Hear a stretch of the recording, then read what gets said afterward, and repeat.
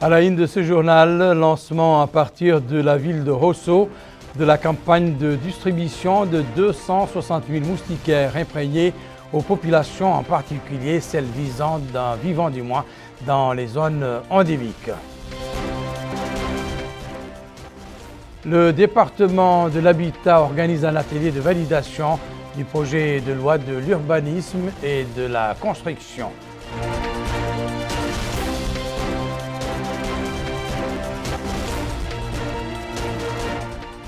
Le ministère de la Culture, de la Jeunesse, des Sports et des Relations avec le Parlement planche sur l'adoption de la stratégie nationale de la jeunesse 2023-2030.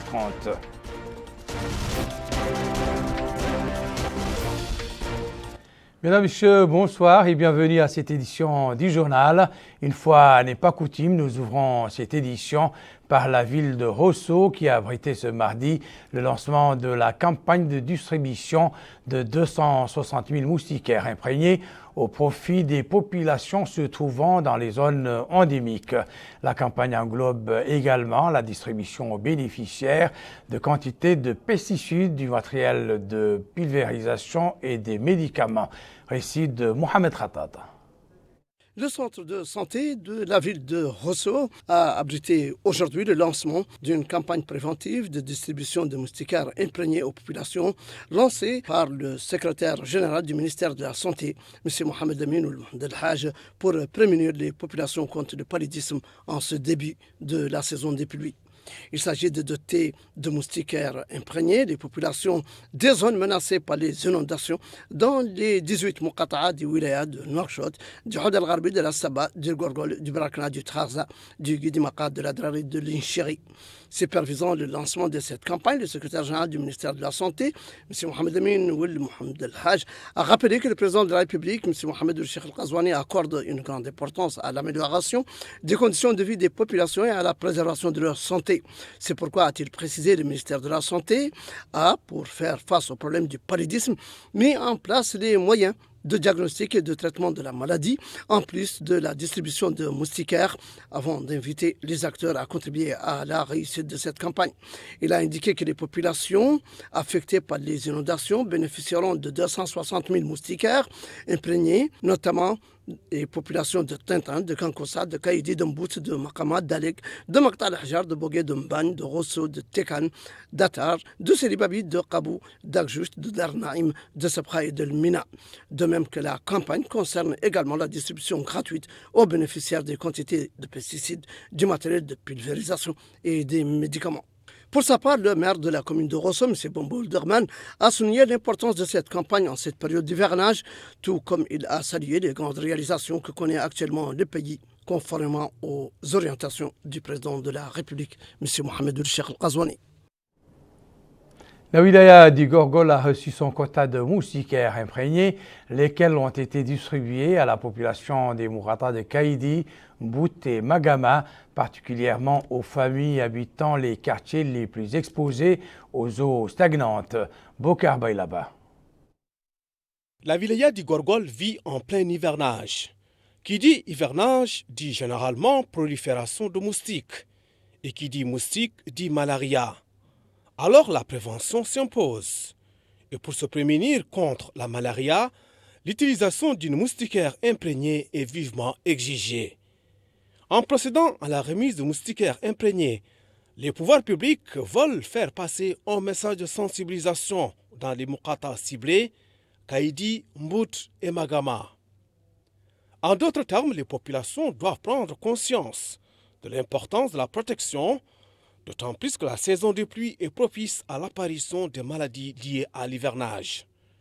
D'ailleurs, le Wali Moussaïdi Gorgol, Mohamed Mahmoud El Mohamed El Mokhtar, a souligné l'importance de cette campagne et la mutualisation des efforts afin que les bénéficiaires puissent s'en servir de manière appropriée.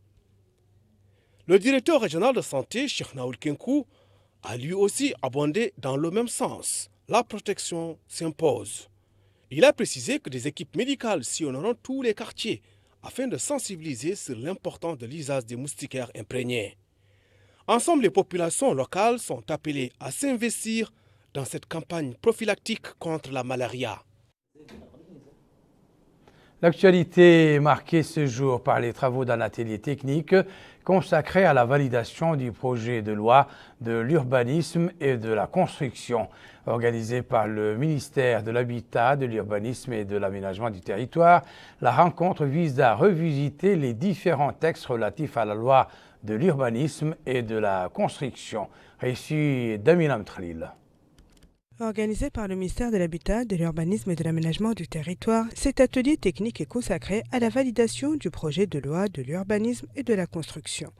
Il a pour objectif de regrouper les différents avis juridiques, économiques et sociaux, principalement concernés par la loi de l'urbanisme et de la construction, afin de les étudier, les réviser et de se prononcer définitivement là-dessus. Lors de son mot d'ouverture, le secrétaire général du ministère de l'Habitat, de l'Urbanisme et de l'Aménagement du Territoire, M. Sidi Ould Ahmed Bonnan, a indiqué que le président de la République, M. Mohamed Ould Cheikh Al Ghazouani, attache une grande importance aux questions d'urbanisation et de construction, compte tenu de leur rôle dans le fondement d'une vie saine se déroulant dans le bien-être et la prospérité. Il a précisé que le projet de loi soumis au présent atelier concerne la capitale Nouakchott et 13 villes de l'intérieur, dont 6 autres capitales de Wilaya. Il a souligné que les plans urbains ont été élaborés et que des actions sont en cours pour mettre en œuvre le reste en partenariat avec le ministère de l'Intérieur et de la décentralisation.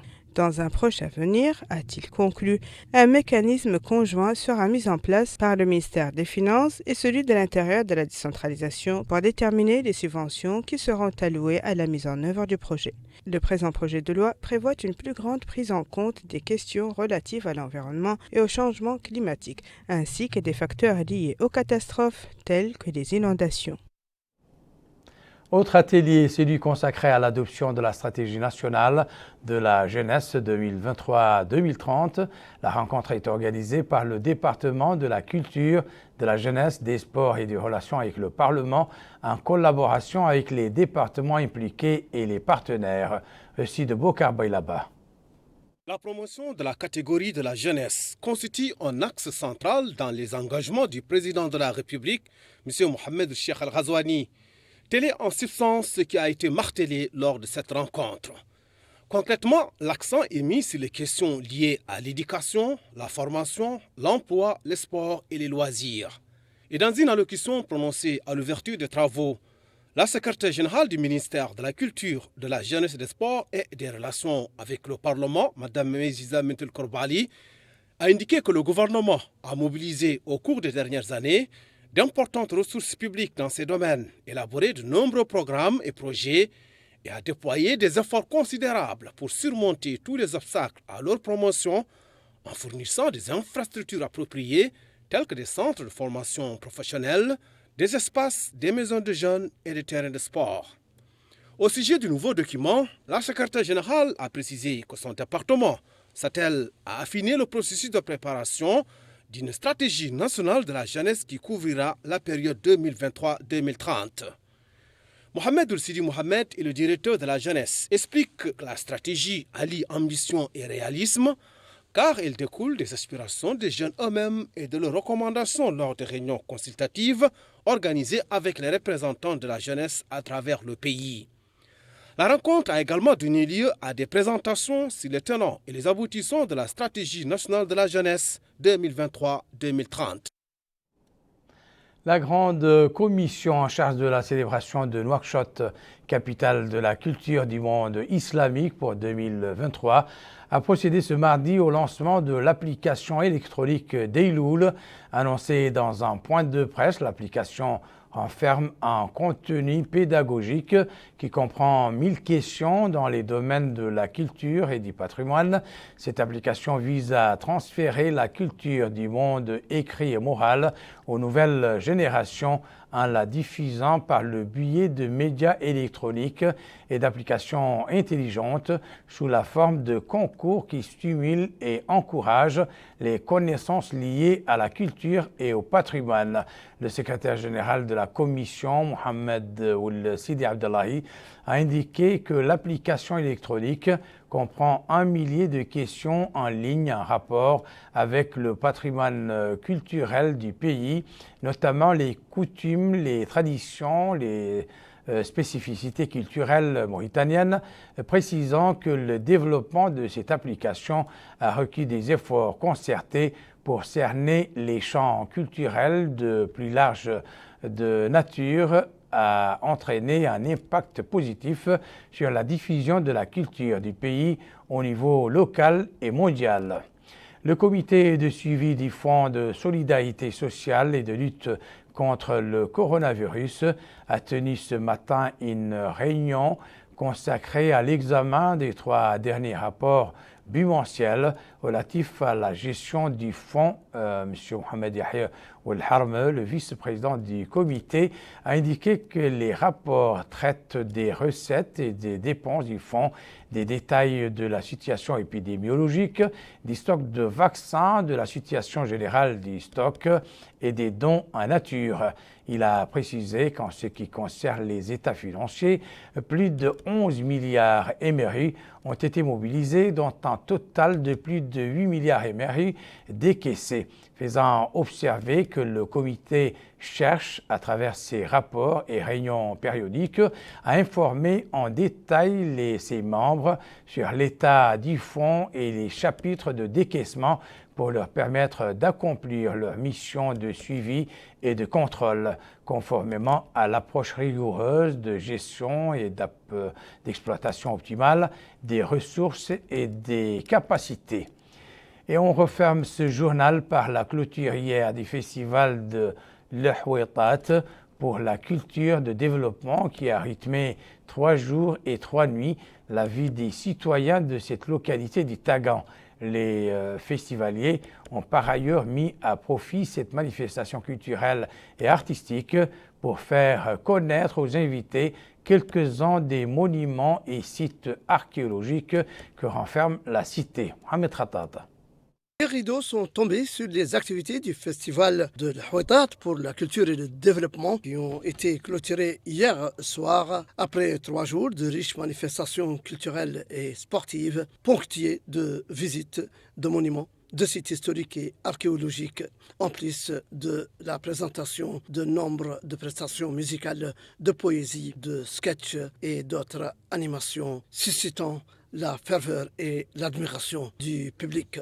Prononçant un mot à cette occasion, le directeur de cabinet du Wali du Tagant a souligné la qualité des activités culturelles qui ont marqué le festival et a félicité les responsables en charge de son organisation, notant l'importance de ce type de manifestation qui contribue, a-t-il dit, à la revitalisation du patrimoine, à la promotion de la culture et au renforcement des liens entre les communautés. Lui succédant, les responsables du festival de l'Houétat pour la culture et le développement a réaffirmé leur détermination à perpétuer annuellement l'organisation de cet événement, remerciant les invités de cette édition venus des pays frères d'avoir fait le déplacement et leur souhaitant un bon retour parmi leurs familles. Bien des personnalités ont pris la parole pour souligner la réussite de ce festival, évoquant l'incommensurable richesse du patrimoine culturel et historique de la wilaya et appelant à repeupler le Houétat qui reste l'une des perles de la wilaya et de cet arrondissement administratif de Rachid en particulier. Je rappelle à présent des principaux titres de cette édition. Lancement à partir de la ville de Rosso de la campagne de distribution de 260 000 moustiquaires imprégnés aux populations, en particulier celles vivant dans les zones endémiques. Le département de l'Habitat organise un atelier de validation du projet de loi de l'urbanisme et de la construction.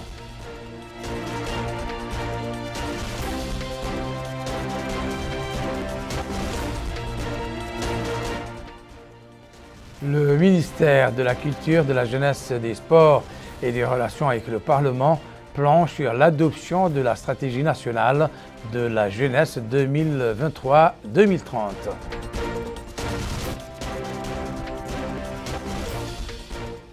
C'est la fin de cette édition. Merci de votre attention. Excellent moment avec le reste des programmes d'El Mauritania. Au revoir.